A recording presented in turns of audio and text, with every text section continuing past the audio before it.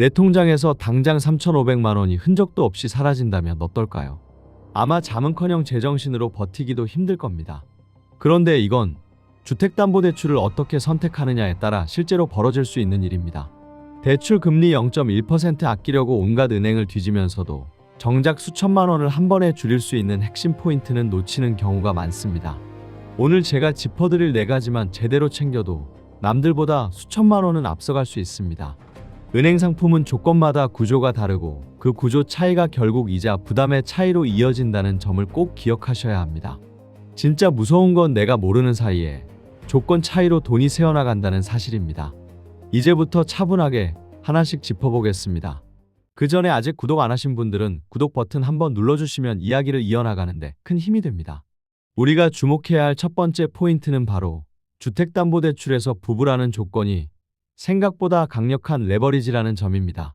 주택담보대출에서는 혼인신고를 마친 부부라면 소득을 합산해서 DSR, 즉 총부채 원리금 상환 비율을 계산할 수 있습니다. 예를 들어 연봉 5천만 원인 한 사람이 혼자 대출을 받으면 한도가 3억 원 수준에서 산정될 수 있습니다.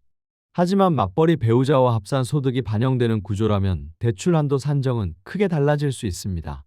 여기서 중요한 전제는 반드시 법적인 혼인신고가 완료되어 있어야 한다는 점입니다. 또 배우자가 별도의 주택담보대출을 보유하고 있지 않아야 합산 적용이 가능합니다. 다만 신용대출은 주택담보대출과 달리 부부 합산 소득이 적용되지 않는 경우가 많다는 점도 함께 기억하셔야 합니다. 두 번째는 1금융권만 고집할 필요는 없다는 점입니다. 대출을 알아볼 때는 은행뿐 아니라 제2금융권 조건도 함께 비교해보는 것이 중요합니다. 특히 대기업 재직자나 공공기관 근로자라면 더 꼼꼼히 살펴볼 필요가 있습니다. 실제로 새마을금고에서 삼성전자 임직원 대상 3에서 4%대 주택담보대출이 나온 사례도 있습니다.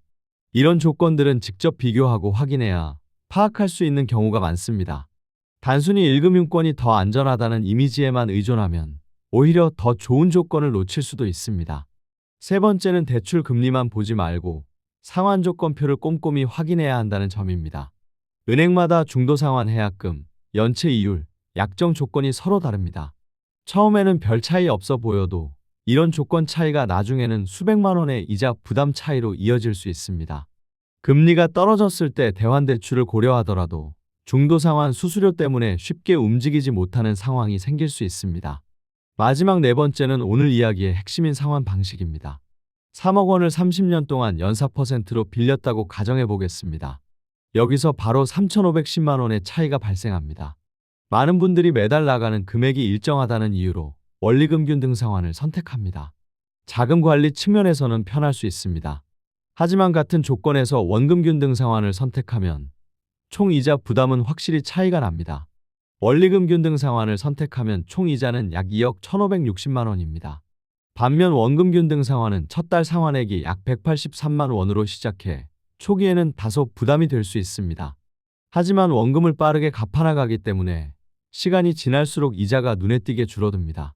30년 전체를 계산해보면 총 이자는 약 1억 8,050만 원으로 줄어듭니다.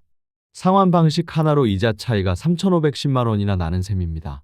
초반 부담을 감수할 수 있다면 장기적으로는 분명한 차이가 생깁니다. 결국 대출은 단순히 돈을 빌리는 문제가 아닙니다.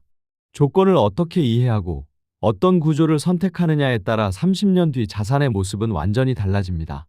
부부 합산 소득, 금융권 비교, 상환조건표, 그리고 상환 방식까지. 이 4가지만 제대로 점검해도 주택담보대출에서 수천만 원의 차이를 만들 수 있습니다. 오늘 내용이 여러분의 선택에 조금이라도 도움이 되셨다면 구독과 좋아요 부탁드립니다. 다음에 더 유용한 이슈로 찾아뵙겠습니다.